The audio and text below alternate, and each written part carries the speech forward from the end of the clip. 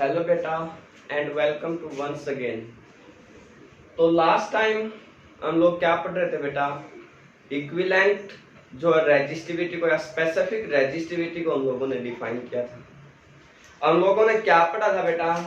हमने पढ़ा था कि जो ओम्स लॉ है वो ओम्स लॉ कहता है कि V is directly proportional to I या V is equal to RI. R is a constant of proportionality known as the resistance. This resistance is equal to V by I. SI unit of resistance is ohm, and this R is depend upon the length and area of cross section, directly proportional to length, inversely proportional to area of cross section. R is equal to rho L by A. Rho is a constant of proportionality which is known as the specific resistivity, and SI unit of rho is हमने निकाली थी बेटा ओम metre. एक बात और बताई थी बेटा आपको कि जो रेजिस्टेंस होता है उस रेजिस्टेंस का उल्टा जी कंडक्टेंस आपके पास होती है। कुछ बुक्स इस कंडक्टेंस को जो है कापा से भी लिख देते हैं बेटा, कुछ बुक्स नहीं तो आप लोग जनरली जी से याद रखिए, बोल दीजिए कापा को तो आगे निकाल। इतनी बात हम लोग पढ़ चुके थे। रेजिस्टेंस का उल्टा क्या होता है बेटा? Conductance. The reciprocal of resistance is known as the conductance. तो सबसे पहले अगर हम लोग बात करें बेटा स्पेसिफिक कंडक्टिविटी की, तो जो स्पेसिफिक कंडक्टिविटी आपके पास है बेटा उसको लिखते हैं कापा से, या सिंपली कंडक्टिविटी भी बोल देते हैं हम लोग इसको। ये कापा किसके बराबर होता है? Reciprocal of resistivity. Reciprocal of resistivity, rho का जो रेसिप्रोकल है वो क्या है बेटा? कापा आपके पास होता है। बात समझ में आ गई? यहां से अगर हम लोग रो को कैलकुलेट करते बेटा तो रो हमारे पास क्या था? आर ए बाई में एल। अगर ये कंडीशन हम लोग यहां रखे बेटा तो ये क्या आएगा? 1 बाई आर ए बाई में L means 1 by R into L by A. 1 by R क्या होता है बेटा? जी, तो it means that G into L by A. ये बात समझ में आई? जो कापा आपके पास है बेटा वो क्या आ गया? G into L by A. Clear? समझ रहे बेटा इसको? अब अगर वो आपसे कहे कि what is the SI unit of kappa, conductivity की कापा यूनिट क्या होगी भाई? तो आपको पता है बेटा जी की यूनिट क्या होती है? पर ओम या मो या siemens, length metre, area metre square. तो ये क्या हो जाएगा? पर ओम पर मीटर या पर ओम पर सेंटीमीटर या मो सेंटीमीटर, या क्या लिखेंगे बेटा? मो पर जो है सेंटीमीटर या सीमेंस पर centimetre. These are the unit of specific conductivity. बात समझ में आई बेटा? कंडक्टिविटी क्या है? अब मान लीजिए आपने स्पेसिफिक कंडक्टिविटी को एक्सप्लेन करना है कि डिफाइन द स्पेसिफिक, क्या है तो समझ में आ गया। अगर वो कहता है कि डिफाइन द स्पेसिफिक कंडक्टिविटी, जो स्पेसिफिक कंडक्टिविटी है वो क्या है, तो वो किसके बराबर है बेटा? L को मान लीजिए हमने 1 सेंटीमीटर ले लिया, एरिया ऑफ क्रॉस सेक्शन को 1 सेंटीमीटर स्क्वायर ले लिया, तो in that case kappa is equal to G. Kappa किसके बराबर? ये एक है बेटा, ये एक है, तो कापा किसके इक्वल आ जाएगा? जी के। तो इसका मतलब specific conductivity is equal to conductance of a conductor या conductance of a solution containing 1 centimetre length and 1 centimetre square of the area. या आप लोग इसको ऐसे बोल दीजिए 1 centimetre into 1 centimetre square is equal to 1 centimetre cube. तो 1 centimetre cube solutions की जो कंडक्टिविटी आएगी, 1 सेंटीमीटर क्यूब सॉल्यूशन का मतलब क्या बेटा? कि मान लीजिए आपके पास ये कोई क्यूब है इस तरह से, जिसकी लेंथ, ब्रेथ एंड हाइट तीनों क्या है? 1 है, ताकि उसकी जो वॉल्यूम है वो क्या आ सके? 1 आ सके। अब इसके अंदर जो सॉल्यूशन प्रेजेंट होएगा ना, ये इसकी लेंथ भी 1 सेंटीमीटर है, ब्रेथ भी 1 सेंटीमीटर है और ये भी 1 सेंटीमीटर है। ये बात समझ में आ गई? जब length breadth and height 1 centimetre है बेटा, तो इन दैट केस जो भी इसकी वॉल्यूम है वो क्या 1 सेंटीमीटर क्यूब है। और जब इसकी वॉल्यूम 1 सेंटीमीटर क्यूब है बेटा, तो इन दैट केस आपके पास जो इसकी इसके अंदर जो सॉल्यूशन प्रेजेंट होगा ना, उस सॉल्यूशन की जो कंडक्टिविटी हमारे पास आएगी बेटा, उस कंडक्टिविटी को हम लोग क्या बोलते हैं, स्पेसिफिक कंडक्टिविटी बोलते हैं। उसको क्या बोलते हैं बच्चों, specific conductivity. Conductivity of 1 centimetre cube solution. बात समझ भाई। एसआई में कहनी हो, अगर आपने यही बात किसमें कहनी है बेटा, एसआई में कहनी है, तो इसी को मीटर ले लीजिए, इसको मीटर ले लीजिए, मींस 1 मीटर क्यूब सॉल्यूशन। अब की बात क्यूब की लेंथ को 1 मीटर मीटर कर दीजिए। 1 मीटर क्यूब सॉल्यूशंस की जो लेंथ आपके पास या सॉल्यूशन जो उसके अंदर आएगा, उस क्यूब के जो भी आपके पास क्या आएगी कंडक्टिविटी आएगी बेटा, उस कंडक्टिविटी को हम लोग क्या बोलते हैं, स्पेसिफिक कंडक्टिविटी। बात समझ में आई बेटा। स्पेसिफिक कंडक्टिविटी क्या है, किस तरह से होगी, किस चीज के बराबर आएगी, कैसे डिफाइन करेंगे, ऐसा यूनिट क्या होगी, किस तरह से लिखी जाएगी, ये बात समझ में आई कि नहीं आई। पहला टर्म जो थी इसमें बेटा वो थी स्पेसिफिक कंडक्टिविटी। ये स्पेसिफिक कंडक्टिविटी क्या है, ये बात क्लियर होगी बेटा सभी, पक्का। इसके बाद नेक्स्ट हमारे पास क्या होती है बेटा, इक्विवेलेंट कंडक्टिविटी। जो स्पेसिफिक कंडक्टिविटी है उसके बाद नेक्स्ट हमारे पास क्या बेटा, इक्विवेलेंट कंडक्टिविटी या इक्विवेलेंट कंडक्टिविटी। तो इक्विवेलेंट शब्द को याद करिएगा बेटा अपने दिमाग में, मैंने कब पढ़ाया था आपको। इक्विवेलेंट शब्द कब पढ़ाया था बेटा, जब हमने मोलरिटी निकाल, जो नॉर्मेलिटी निकाली थी, नॉर्मेलिटी की टर्म में निकाला था ना, तो हम लोग क्या कहेंगे, इक्विवेलेंट कंडक्टिविटी।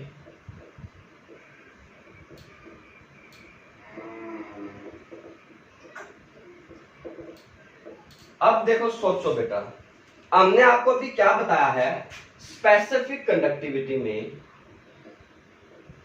स्पेसिफिक जो कंडक्टिविटी है उसमें क्या समझाया है कि वह आपने क्यूब कंसीडर कर ली जिसकी length breadth and height 1 centimetre है, और उसके अंदर जो ये जो लेंथ है 1 सेंटीमीटर है, ये 1 सेंटीमीटर, और ये हाइट जो वो 1 सेंटीमीटर। इट मीन्स हमने कहा 1 सेंटीमीटर क्यूब सॉल्यूशन जो हमारे पास है उसकी कंडक्टिविटी क्या कहलाती है बेटा, स्पेसिफिक कंडक्टिविटी कहलाती है। यहाँ पे आ गया इक्विवेलेंट, यहाँ पे क्या आ गया भाई, इक्विवेलेंट हमारे पास जो आ गया। तो देखो बेटा इक्विवेलेंट क्या कहना, तो इक्विवेलेंट में क्या आते हैं, नॉर्मलिटी, जो नॉर्मल जो टर्म में हम लोग पढ़ते हैं। ये क्या थी, स्पेसिफिक कंडक्टिविटी ऑफ, हमने कहा specific conductivity 1 centimetre cube. 1 centimetre cube का मतलब क्या था, अगर जो 1 सेंटीमीटर क्यूब के अंदर जितने भी इलेक्ट्रोलाइट प्रेजेंट है, 1 सेंटीमीटर क्यूब के अंदर जितने भी इलेक्ट्रोलाइट प्रेजेंट है बेटा, उन इलेक्ट्रोलाइट की वजह से जो कंडक्टिविटी आती है वो क्या थी, स्पेसिफिक कंडक्टिविटी थी 100 सेंटीमीटर क्यूब सॉल्यूशन की वजह से। अब हम लोग कह रहे हैं, अब आपने क्या करना बेटा, यहाँ पे था 1 सेंटीमीटर क्यूब, अब इसको रिड्यूस कर दो। अब इसको रिड्यूस कैसे कर दो, 1 ग्राम इक्विवेलेंट इलेक्ट्रोलाइट ले लीजिए, 1 ग्राम इक्विवेलेंट इलेक्ट्रोलाइट ले लीजिए।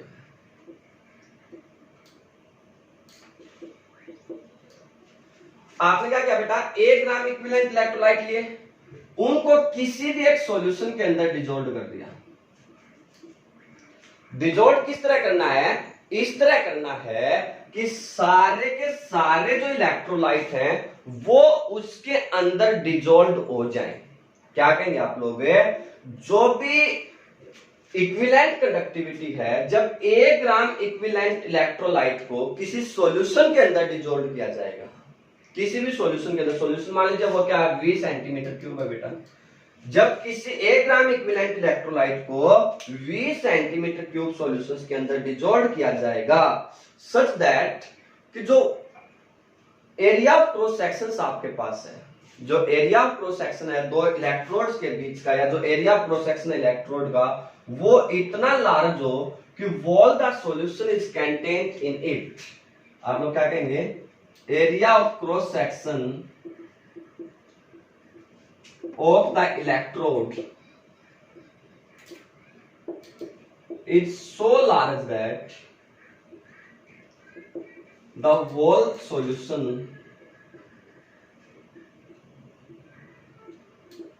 is contained in it.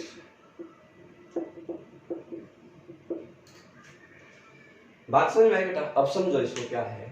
आप लोग कहेंगे भाई इक्विवेलेंट कंडक्टिविटी क्या है? एक कंडक्टेंस है of a solution V centimetre cube in which 1 gram of equivalent electrolyte are dissolved in V centimeter cube of the solution, a solvent. कब? When area of cross sections of the two electrode is so large that the whole of the solution is contained in it. तो वो conductivity क्या कहलाएगी बेटा? Lambda equivalent कहलाएगी। या equivalent conductivity इसको लिखते हैं लैम्डा इक्विवेलेंट से इस तरह। इसको लिखते हैं किससे बेटा? Lambda equivalent. इस तरह हम लोग क्या करेंगे, इसको लिखेंगे। ये बात समझ में आ गई? तो ये लैम्डा, अब देखो इस बात को समझो। यहां पे हमने कहा था कि 1 सेंटीमीटर क्यूब सॉल्यूशन, और यहां पर हम लोग करें 20 सेंटीमीटर क्यूब सॉल्यूशन। इलेक्ट्रोलाइट तो सेम ही है। यहाँ पे 1 ग्राम एन, जो 1 gram equivalent electrolyte of NaCl उसका है, यहाँ पे भी वो NaCl उसका है। तो इसका मतलब है जो लैम्डा इक्विवेलेंट है बेटा, उसको क्या लिखा जा सकता है? कापा इनटू में V। क्या लिखा जा सकता है बेटा इसको? कापा इनटू में V। जो भी स्पेसिफिक कंडक्टिविटी हमारे पास है, उस स्पेसिफिक कंडक्टिविटी को आप लोग क्या करो, वॉल्यूम से मल्टीप्लाई कर दीजिए, आपके पास क्या आ जाएगी? इक्विवेलेंट कंडक्टिविटी आ जाएगी। ये बात समझ में आ गई? We can also write as lambda equivalent is equal to kappa V, जो है कंडक्टिविटी ऑफ V सॉल्यूशन, जो V centimetre cube of the solution, into में 1000 बाय में नॉर्मेलिटी। क्योंकि मैंने कहा था बेटा कि हम लोग क्या कर रहे हैं, इक्विवेलेंट फाइंड आउट कर रहे हैं। इक्विवेलेंट नॉर्मेलिटी की टर्म में फाइंड आउट होते हैं। या आप लोग इसको ऐसे भी लिख सकते हैं, lambda equivalent is equal to kappa V गुना में 1000 बटे में कंसंट्रेशन, पर कंसंट्रेशन किसकी? Of equivalent electrolyte. Concentration of जो है इक्विवेलेंट इलेक्ट्रोलाइट। इक्विवेलेंट कंडक्टिविटी आपने फाइंड आउट करनी है, तो इक्विवेलेंट कंडक्टेंस की टर्म में, इक्विवेलेंट कंडक्टिविटी की टर्म में आपने उसको फाइंड आउट करना होगा। ये बात समझ में आ गई? पक्का क्लियर है?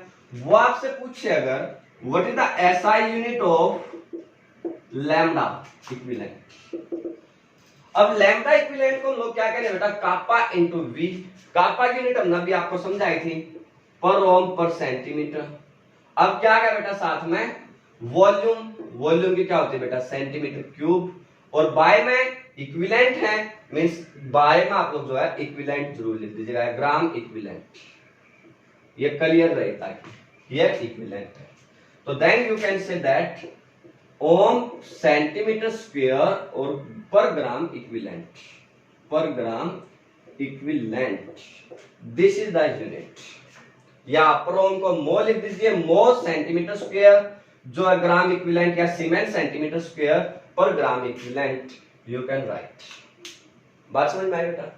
पक्का? इक्विवेलेंट कंडक्टिविटी का मतलब क्या है, ये बात समझ में आ गई? जब 1 gram of equivalent electrolyte 20 centimetre cube solutions के अंदर डिसॉल्व किए जाएंगे, तो उन आयनों ने जो कंडक्टेंस, जो इलेक्ट्रोलाइट थे, उन इलेक्ट्रोलाइट्स के जो आयन हैं, उन आयनों ने जो कंडक्टेंस पैदा किया है, उस कंडक्टेंस को हम लोग इक्विवेलेंट कंडक्टेंस, जो इक्विवेलेंट कंडक्टिविटी बोलेंगे, बशर्ते area of cross sections of the electrode is so large that the wall of solution is contained in it. बात समझ में आ गई? क्योंकि V सॉल्यूशन कितना भी हो सकते हैं, इनफाइनाइट डायमेंशंस हो सकता है। तो बात समझ में आएगी नहीं आई बेटा? इक्विवेलेंट कंडक्टिविटी का मतलब क्लियर होगा? रूल्स याद हो गए, कापा इंटू V या कापा V इंटू 1000 बाय में जो है नॉर्मेलिटी, या कापा V इंटू में 1000 बाय में अगर कंसंट्रेशन दी हुई है तो इक्विवेलेंट कंसंट्रेशन आप लोगों ने यूज करनी होगी ऑफ द इलेक्ट्रोलाइट। क्लियर? इसके बाद थर्ड जो इसमें टर्म बच गई बेटा, वो है मोलर कंडक्टिविटी। थर्ड क्या है बेटा? Molar conductivity.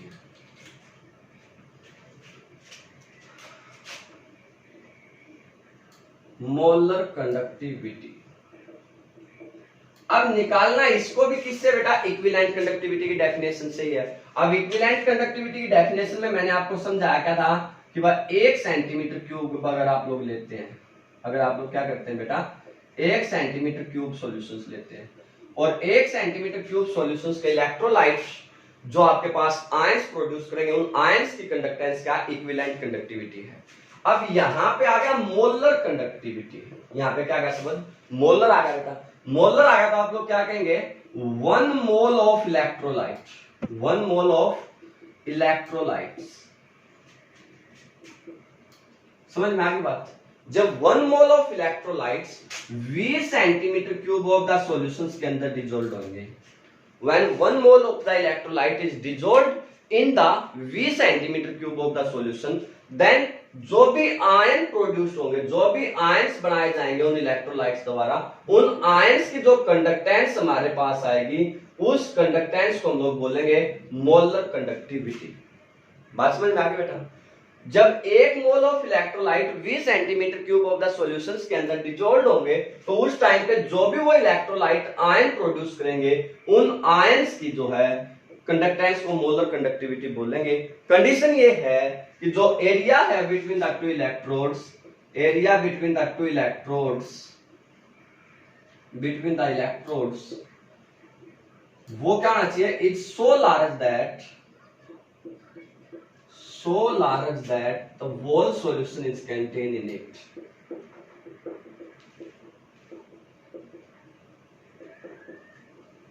Contained in it. बात समझ में आई कि नहीं आई? पक्का। इक्विवेलेंट कंडक्टिविटी में 1 ग्राम इक्विवेलेंट ऑफ इलेक्ट्रोलाइट लेने होते हैं बेटा। मोलर कंडक्टिविटी में 1 मोल ऑफ इलेक्ट्रोलाइट आप लोगों ने क्या करने होते हैं लेने होते हैं। That's the difference. Molar conductivity को किससे लिखेंगे लैम्डा एम से। किससे लिखेंगे बेटा लैम्डा एम से। बात समझ में आ गई।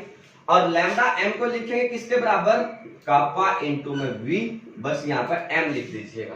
क्या लिखोगे बेटा कापा इंटू में वी, क्योंकि वही फिर बात उसमें 1 सेंटीमीटर क्यूब के लिए थी, ये 20 सेंटीमीटर क्यूब के लिए है तो वॉल्यूम की टर्म में ही है।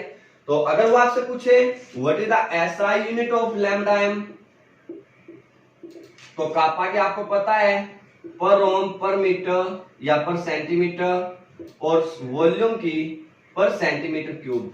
क्योंकि ये क्या है मोल है ना बेटा तो बाय में मोल आप लोग जो है कंपल्सरी तौर पर लिखेंगे। मींस पर ओम जो है सेंटीमीटर स्क्वायर पर मोल या मोल सेंटीमीटर स्क्वायर पर मोल या सीमेंस सेंटीमीटर स्क्वायर पर मोल।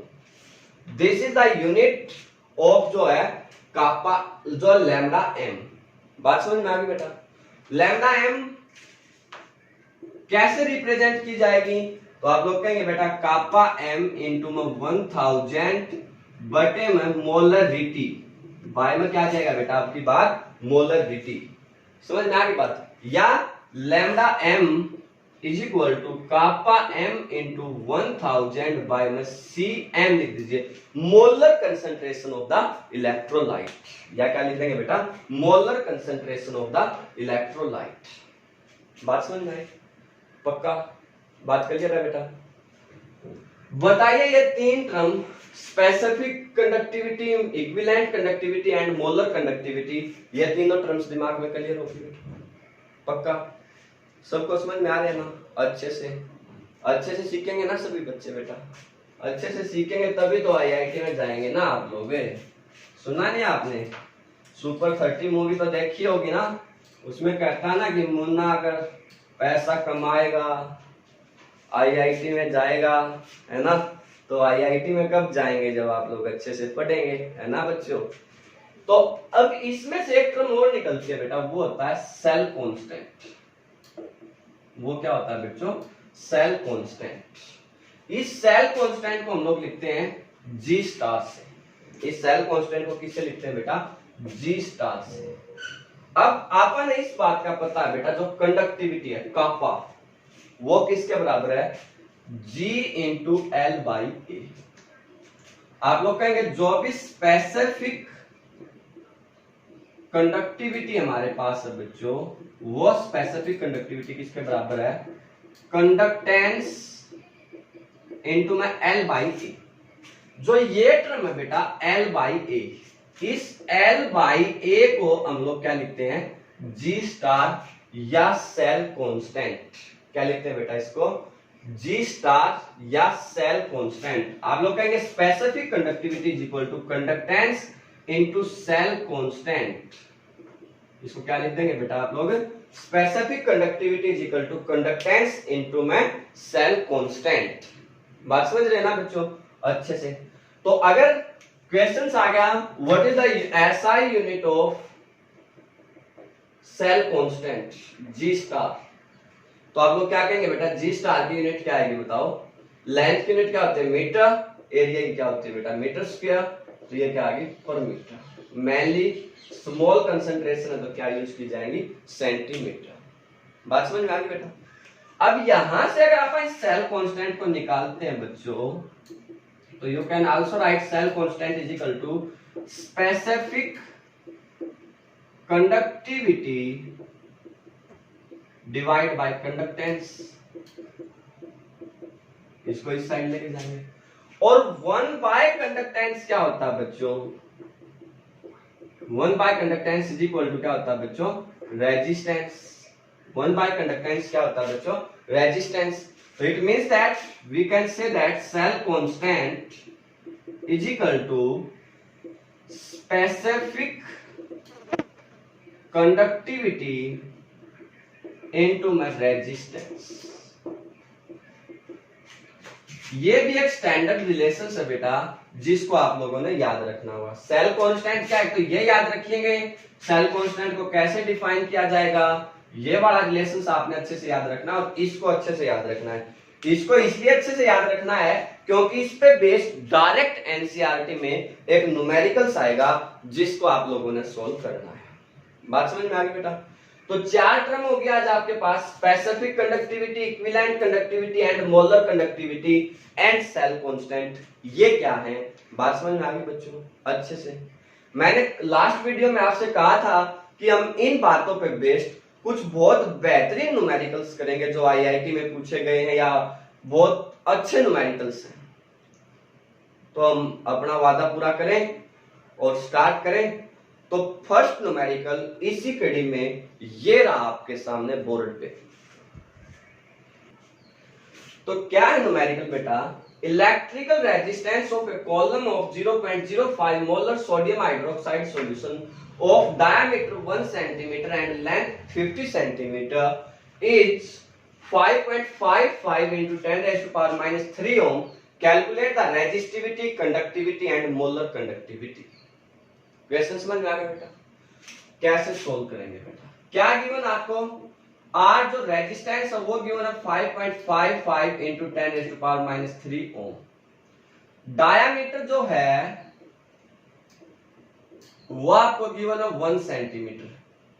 इसका मतलब जो रेडियस आपके पास है वो होगी 0.5 सेंटीमीटर बेटा। और लेंथ जो आपके पास है बेटा वो लेंथ आपको गिवन है 50 सेंटीमीटर।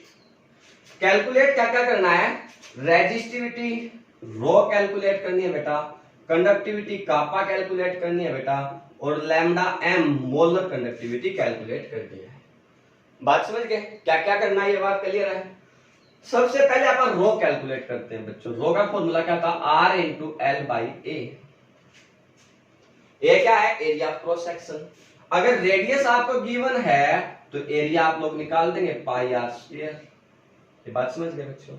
पाई की वैल्यू 3.14 इंटू 0.5 का स्क्वायर।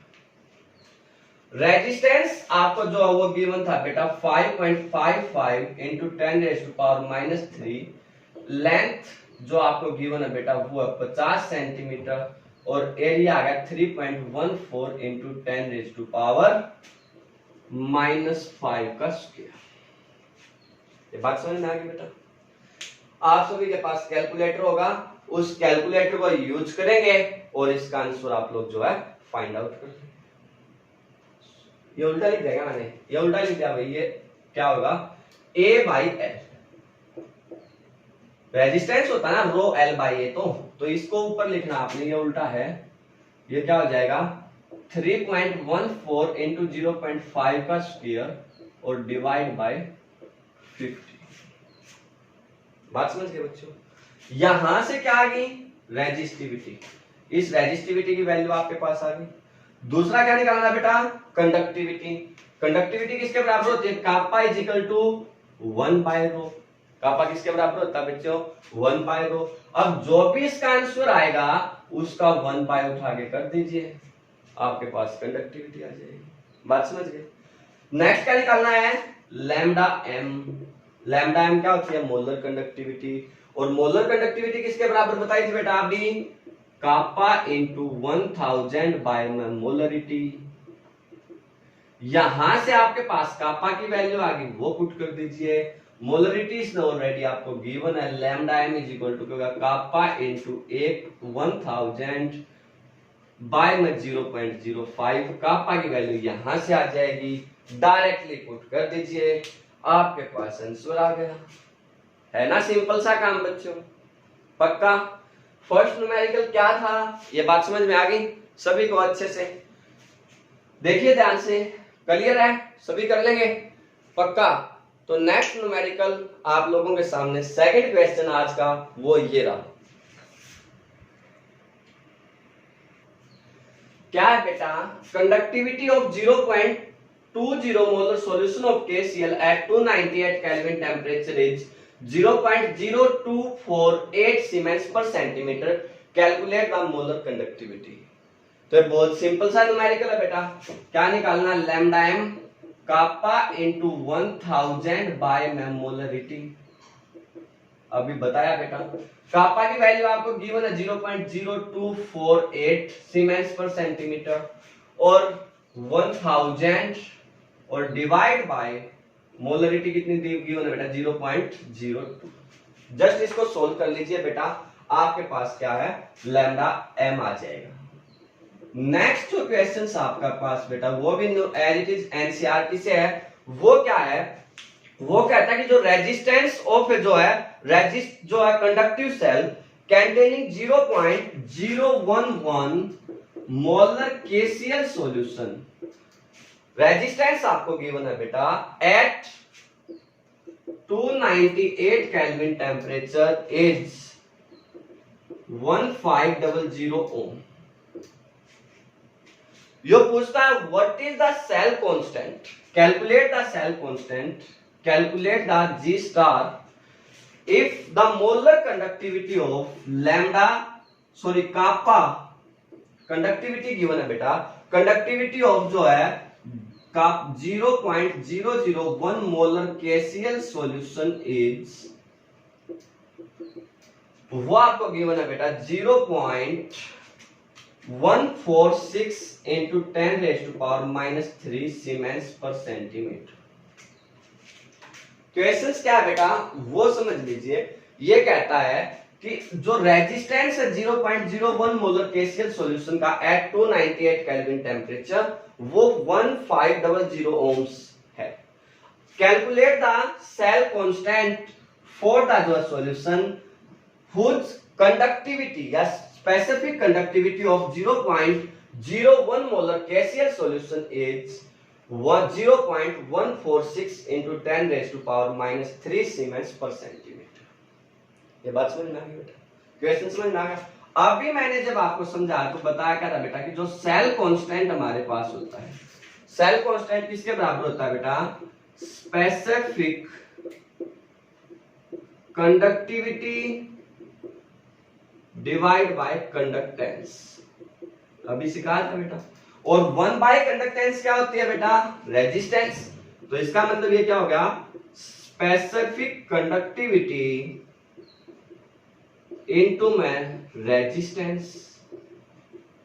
अब आपने क्या करना, स्पेसिफिक कंडक्टिविटी 0.146 इंटू 10⁻³ सीमेंस पर सेंटीमीटर गिवन है, और रेजिस्टेंस कितना गिवन है बेटा 1500। तो ये आपके पास क्या आ जाएगा, पर मीटर या पर सेंटीमीटर जो है, ये तो ओम्स में गिवन था, आप लोग इसको ओम्स लिख दीजिए, और जो भी इसका आंसर आएगा वो आंसर किस में आ जाएगा, पर सेंटीमीटर में। मान लीजिए सोल्व किया आपने, वो 0.21 पर सेंटीमीटर, लाइक दैट। बात समझ में आ गई बेटा, this is the cell constant. तो ये कुछ इंपॉर्टेंट एनसीईआरटी के न्यूमेरिकल्स हमने आपको कराने की कोशिश की है बेटा। बाकी अगर कोई बचा होगा एक न्यूमेरिकल्स वगैरह, तो वो आप लोग खुद ट्राई करेंगे। बहुत सिंपल से न्यूमेरिकल है, आप लोग आसानी से कर सकते हैं। अगर ना हो तो फिर हमें बता देना, हम समझा देंगे बेटा आपको दोबारा से। कर लेंगे ना? बेस्ट ऑफ लक, अच्छे से करेंगे बेटा इसको देखिए इनको अच्छे से बेटा।